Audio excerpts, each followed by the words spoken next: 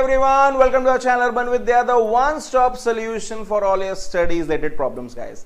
Well, आज हम class 11th के एक बहुत ही इंपॉर्टेंट टॉपिक, मगर कौन सा चैप्टर का, chapter number 2 units and measurement का डायमेंशनल फॉर्मूला डिस्कस करने वाले हैं। अब ये डायमेंशनल फॉर्मूला जो टॉपिक है ये इंटरेस्टिंग है, इंपॉर्टेंट इसीलिए क्योंकि ये आपको काम आएगा आपके जेडबलई, नीट, बोर्ड्स एक्सेट्रा एक्सेट्रा, सारे एग्जाम्स जो भी इंजीनियरिंग रिलेटेड हैं, जो साइंस रिलेटेड हैं, उन सब में आपको ये देखने को मिलने वाला है।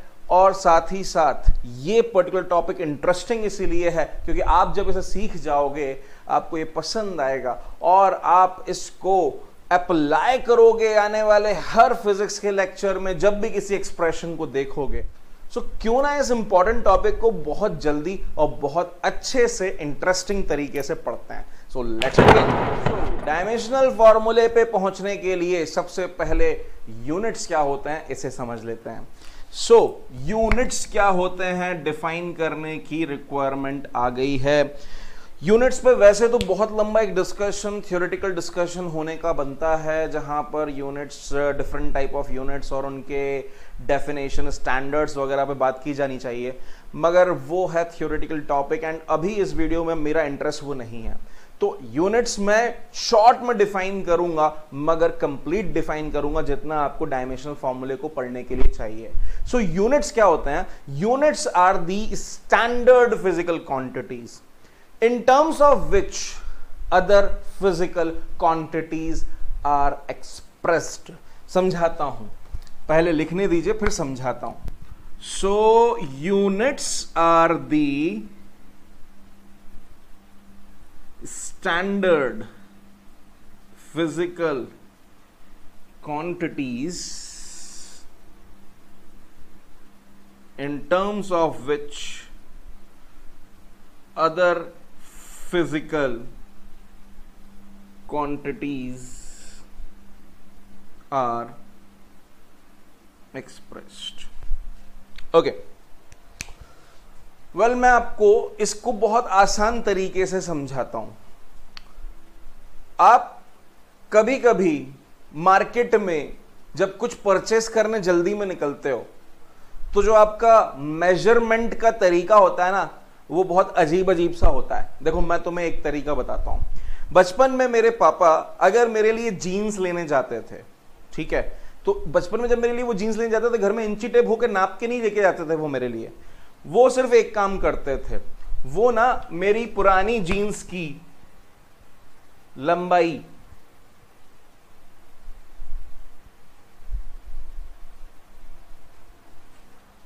ये मेरी जीन्स, खैर अभी ये वाला एरिया थोड़ा सा बड़ा हो गया है, well need not to concern, मैं बचपने की बात कर रहा हूं।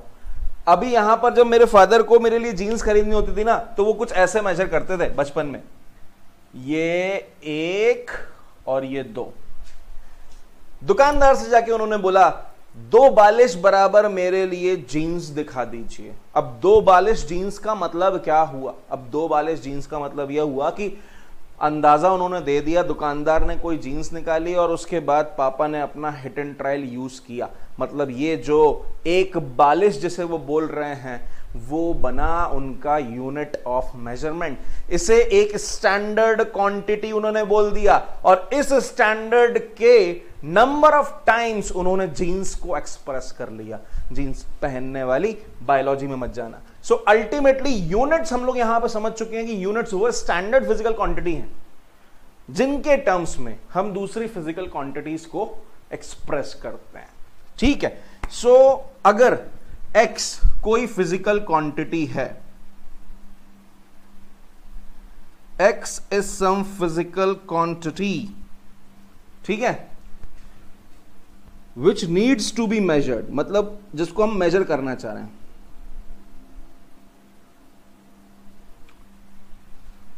सो NU क्या है जरा ये देखिए, नंबर ऑफ टाइम्स। अगर अच्छी लैंग्वेज में बोलें, अच्छी मतलब टेक्निकल लैंग्वेज में, फिजिक्स वाली लैंग्वेज में, मैग्नीट्यूड है यह। नंबर ऑफ टाइम्स यानी कि मैग्नीट्यूड और ये क्या है, ये यूनिट। सो अब मैं तुम्हें यहां समझाता हूं कि कैसे x equals to NU apply होता है। x कौन था?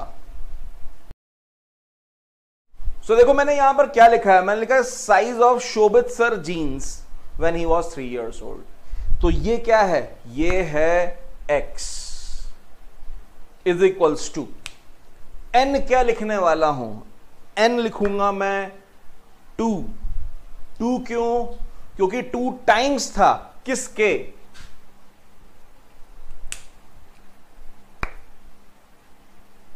इसे बोलते हैं 2 अंगुल बालिश।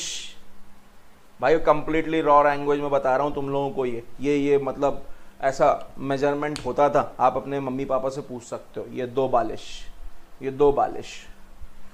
तो शोभित सर की जीन्स इक्वल टू 2 टाइम्स 1 अंगुल और 1 बालिश। तो ये यहां पर x is equal to NU, समझ में आ रहा है? x यहां पर क्या हुआ, जीन्स का साइज, 2 यहां पर क्या हुआ n, एंड u यहां पर क्या हुआ, u यहां पर क्या हुआ, दैट अंगुल या फिर बालिश। ठीक है, अभी मैं अगर इस जीन्स को फिर से मेजर करूंगा, अब इसको मैं मेजर कर रहा हूं मेरे हाथ से। Can you see my hand, right from here to here, इसे मैं 1 आर्म बोल रहा हूं। तो ये आप देख रहे हो, ये जो जीन्स आप देख रहे हो, ये जीन्स अब मेरे 1 आर्म के बराबर है।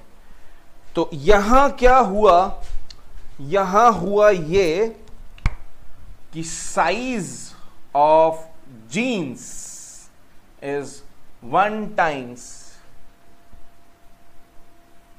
शोभित सर आर्म। तो यहां यूनिट क्या बन गया, यहां आर्म बन गया।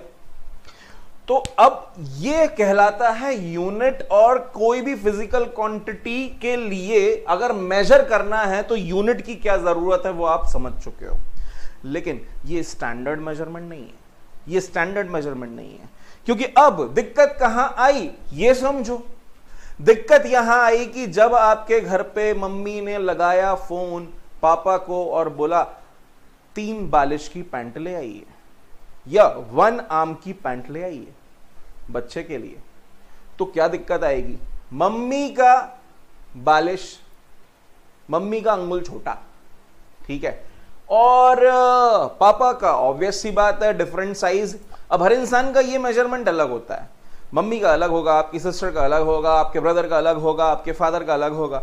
तो भाई अब किसी ने किसी को फोन पे कम्युनिकेट किया और वो अपने हिसाब से लेके आ गया, अपने हाथ वाले अंगुल के हिसाब से लेके आ गया अगर बच्चे की पैंट, तो या तो वो बड़ी होगी या वो छोटी होगी, एंड बहुत रेयर चांसेस हैं कि वो एकदम प्रॉपर साइज की होगी।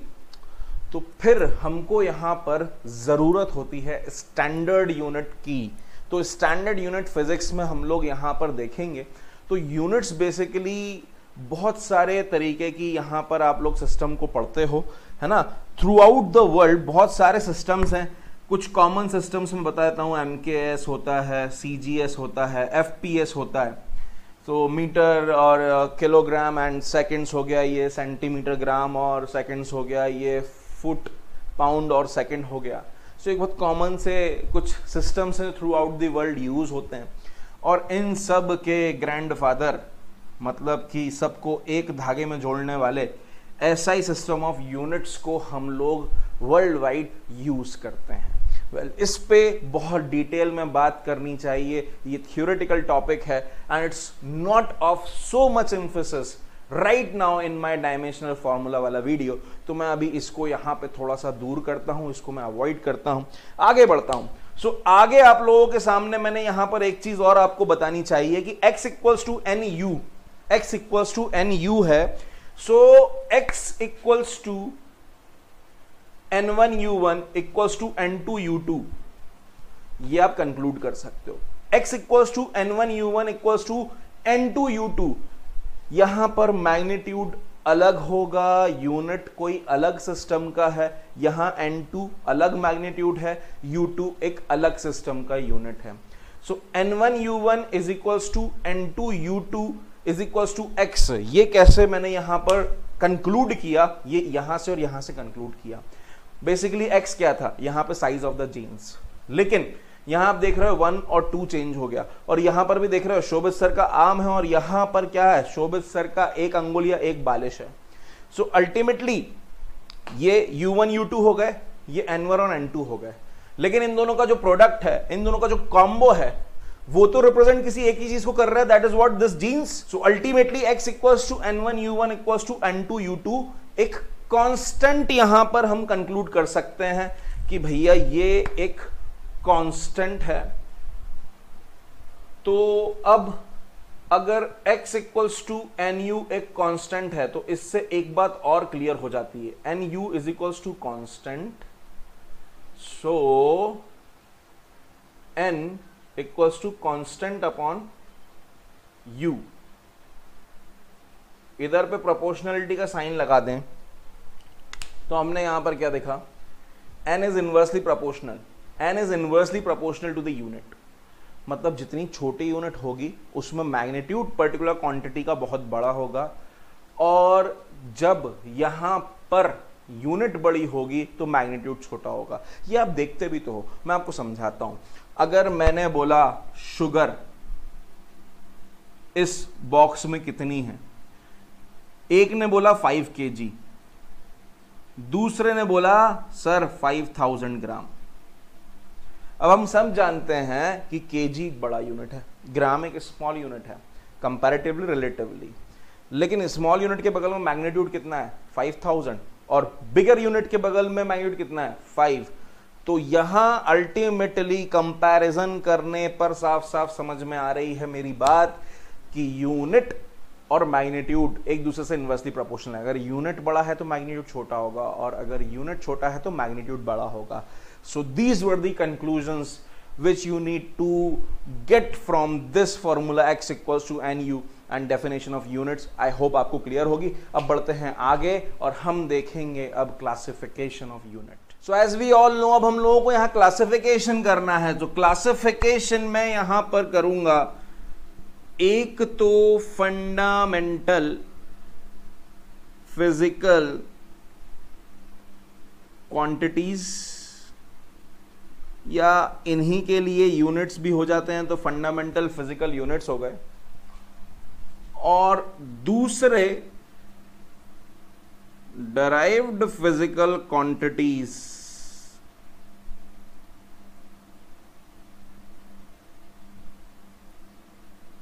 या इनकी यूनिट्स। सो आप नाम से समझिए, जो नेचर में सत्य है, सच है, यानी कि पहले से एग्जिस्टेड हम मान के चल रहे हैं, इनका कंपैरिजन किसी और से नहीं अपितु इनसे दूसरों का कंपैरिजन होता है। उन क्वांटिटीज को मैं बोलता हूं fundamental physical quantities. What I mean to say, so क्या लिखा मैंने लिखा यहां पर fundamental physical quantities are units, these are those physical quantities which are adopted in physics to express other physical quantities with their references। मतलब ये adopt की हैं हमने फिजिक्स में ऐसे फिजिकल क्वांटिटीज जिनके रिस्पेक्ट में दूसरी फिजिकल क्वांटिटीज एक्सप्रेस की जाती हैं। In simple language they can not be further simplified, इनको फर्दर और सिंप्लीफाई नहीं किया जा सकता। ठीक है, तो अभी आपको फंडामेंटल फिजिकल क्वांटिटी समझ में तो आ गई होंगी, लेकिन फिर भी आपको अभी इनके कुछ एग्जाम्पल्स रिक्वायर्ड होंगे। सो मैं आपको बता देता हूं, जैसे कि मास हो गया, लेंथ हो गया, टाइम हो गया, टेम्परेचर हो गया। अभी और भी बहुत एग्जाम्पल मिलेंगे जब हम इसको डिटेल में देखेंगे कि कौन कौन सी क्वांटिटीज फंडामेंटल फिजिकल क्वांटिटीज हैं। But before that you need to understand कि डेराइव्ड फिजिकल क्वांटिटीज क्या है, फिर अच्छे से देखते हैं फंडामेंटल फिजिकल क्वांटिटीज ऐसा यूनिट सिस्टम में कौन कौन सी हम लोगों को देखनी है। सो डेराइव्ड फिजिकल क्वांटिटीज कौन सी क्वांटिटीज है, अब आप समझ चुके होंगे। ये वो फिजिकल क्वांटिटीज हैं which are derived from the fundamental physical quantities. ये आपको एक एग्जाम्पल से बहुत जल्दी समझ में आएगा। मैं अगर आपसे बोलता हूं फोर्स, सो फोर्स का फॉर्मूला बच्चा जानता है, मास इनटू एक्सेलरेशन। फर्दर आप एक्सेलरेशन का फॉर्मूला भी जानते हो, ये क्या होता है, velocity, change in velocity upon time, ठीक है। फर्दर आप वेलोसिटी का फॉर्मूला भी जानते हो, that is what, displacement upon time, और टाइम यहां पर 2 बार हो गया। सो जो फोर्स है वो मास, डिस्प्लेसमेंट, टाइम और टाइम इन फंडामेंटल क्वांटिटीज पर डिराइव्ड है, इसीलिए ये फोर्स डिराइव्ड क्वांटिटी कहलाएगा। तो आप समझ रहे हो ना, मैंने आपको क्या बताया था, फंडामेंटल क्वांटिटीज वो हैं जिनके रेफरेंस में दूसरी क्वांटिटीज को डिराइव किया जाता है, और डिराइव क्वांटिटीज वही क्वांटिटीज हैं जो कि फंडामेंटल क्वांटिटीज की मदद से एग्जिस्टेंस में आती है। तो अपन लोगों ने यहां फोर्स एक एग्जांपल लिया था, बचपन में क्लास 9th में पढ़ा था, मास इनटू एक्सेलरेशन, उसका फॉर्मूला, फिर एक्सेलरेशन होता change in velocity upon time. Velocity भी चेंज इन वेलोसिटी मतलब अल्टीमेटली देगी तो कोई वेलोसिटी की वैल्यू हुई, वेलोसिटी होता है डिस्प्लेसमेंट अपॉन टाइम, तो मास अपनी जगह, डिस्प्लेसमेंट अपॉन टाइम, और एक नीचे टाइम ऑलरेडी प्रेजेंट था, तो mass into displacement into time. ये अल्टीमेटली हमने क्या देखा कि ये हमारी जो फिजिकल क्वांटिटी फोर्स है वो इन सब पर डिपेंड हुई कि नहीं, समझ आई कि नहीं बात। तो अभी आप क्लियर हो चुके होंगे fundamental quantities, fundamental physical quantities पर, और ये आपके डिराइव्ड फिजिकल क्वांटिटीज पर। सो बात करनी चाहिए एसआई सिस्टम ऑफ यूनिट्स की। क्यों एसआई सिस्टम ऑफ यूनिट्स की बात करेंगे, क्योंकि ये इंटरनेशनली एक्सेप्टेड है, तो हम लोगों के लिए मोस्ट सुटेबल यही फॉर्म है, सो दैट हम इंटरनेशनली अपनी रिसर्च जो करेंगे फिजिक्स की फील्ड में वो सभी वर्ल्ड वाइड एक्सेप्टेड हो, वहां हमें कोई कन्वर्जन ना करना पड़े। इसीलिए थ्रू आउट द वर्ल्ड इसका एक्सेप्टेंस है। तो उसी एसआई यूनिट ऑफ सिस्टम ने कौन कौन सी क्वांटिटीज को फंडामेंटल क्वांटिटीज का दर्जा दिया है वो मैं आपको बताता हूं। सो कुल मिला के एसआई यूनिट ने 7 फंडामेंटल यूनिट्स को एक्सेप्टेंस दिया है, और साथ ही साथ 2 सेकेंडरी यूनिट्स भी डाली हैं। तो 7 फंडामेंटल यूनिट्स की बात करते हैं सबसे पहले।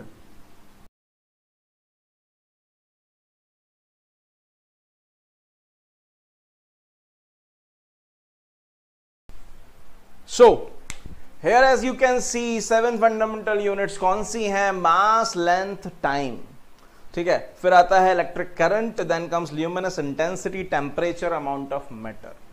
जहां मास के लिए ऐसा यूनिट है केजी, लेंथ के लिए है मीटर, देन टाइम के लिए है सेकंड्स, देन करंट के लिए आता है एम्पियर, देन ल्यूमिनस इंटेंसिटी के लिए कैंडेला, टेम्परेचर के लिए kelvin, and amount of matter के लिए मोल। इन सब के जो एब्रिविएशंस हैं वो आपके सामने यहां पर है। बिसाइड दीज हमारे पास यहां 2 सेकेंडरी यूनिट्स भी हैं, that is what, plane angle and solid angle. Plane angle के लिए हम लोगों को यहां पर रेडियन, यहां पर मेजरमेंट सिस्टम है, और सॉलिड एंगल के लिए स्टेरेडियन। तो ऐसा है कि यार इन सब को ना बहुत अच्छे से डिफाइन भी किया गया है ना, और वो डेफिनेशंस आपको याद भी करनी है। वेल वो थ्योरेटिकल पोर्शन है, उस पर मैं बहुत ज्यादा जाना नहीं चाहता हूं, क्योंकि वो एज इट इज आपको याद करनी है और पढ़ के आपको समझ में आ जाएगा। सो मैं अभी यहां ये फंडामेंटल यूनिट से आपको इसलिए इंट्रोड्यूस कर रहा हूं, खास करके अब जब अपन आगे बढ़ेंगे तो ये 3 बहुत ध्यान से देख लीजिए, क्योंकि जो आज का हमारा टॉपिक है डायमेंशनल फॉर्मूला, उस डायमेंशनल फॉर्मूले को पढ़ने के लिए इन तीनों पर ही बहुत ज्यादा आपको जोर देना है। बाकी 4 भी काम की यूनिट्स हैं पूरी फिजिक्स में, मगर अभी पर्टिकुलर टॉपिक जो हमारा डायमेंशनल फॉर्मूला है उसमें आप इनसे बच सकते हो। चलो तो चलते हैं अपने मेन मुद्दे पे, यानी कि डायमेंशनल फॉर्मूले पे। सो गाइस डायमेंशनल फॉर्मूले की तरफ कदम बढ़ाते हुए सबसे पहले देखते हैं डायमेंशंस क्या होते हैं। इसके लिए जिस तरीके से अभी फोर्स को अपन ने एनालिसिस किया था, फ्रॉम कॉम्प्लेक्स टू सिंपल हम गए थे, अभी उसी तरीके से उससे छोटी हम एक फिजिकल क्वांटिटी लेते हैं। शुरुआत करते हैं वेलोसिटी से। तो वेलोसिटी का फॉर्मूला क्या पढ़ा था क्लास 9th में आप सब बच्चों ने, डिस्प्लेसमेंट अपॉन टाइम पढ़ा था। अब डिस्प्लेसमेंट अपॉन टाइम आपने फॉर्मूला पढ़ा था, और डिस्प्लेसमेंट को मैं यहां पर अगर बोलूं तो it's a kind of length, ठीक है ना। अब टाइम जो है खैर वो तो टाइम ही रहेगा, it's a fundamental quantity in itself, है ना, और टाइम को टाइम के नाम से ही जानते हैं। लेंथ के तो कई सारे नाम हो जाते हैं, जैसे length height is also a kind of length, किसी चीज की thickness is also kind of length, ठीक है। तो अल्टीमेटली डिस्प्लेसमेंट या distance travelled is also a kind of length. तो लेंथ के कई सारे नाम है, लेकिन टाइम तो टाइम लेते हैं। तो अल्टीमेटली आपने यहां पर क्या देखा कि ये जो वेलोसिटी है, ठीक है, वैसे तो फॉर्मूला हमने फिजिक्स में पढ़ा डिस्प्लेसमेंट अपॉन टाइम, लेकिन डायमेंशनली अगर मैं बात करूं तो it is length upon time, it's a some sort of length upon time. तो फंडामेंटल यहां पर क्वांटिटी कौन सी आई? लेंथ। तो ये लेंथ बनी इसकी डायमेंशन। तो डायमेंशंस क्या हुए वेलोसिटी के? Length and time.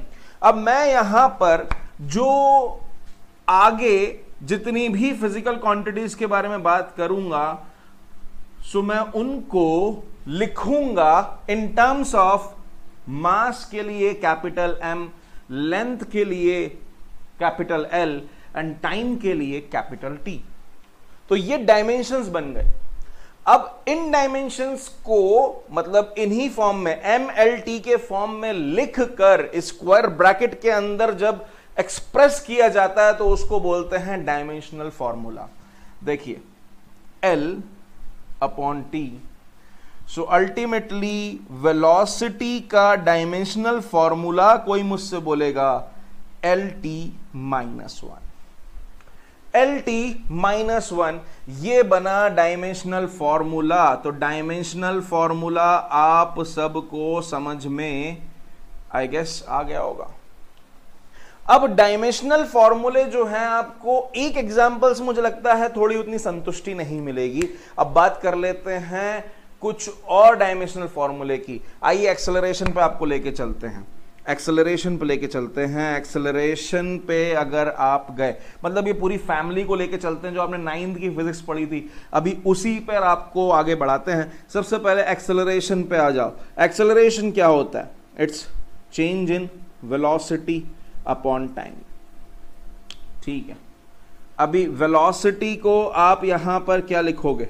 Displacement upon time. एक टाइम ऑलरेडी यहां पे चल ही रहा था, so displacement is some kind of length, time नीचे भी time, L upon T square.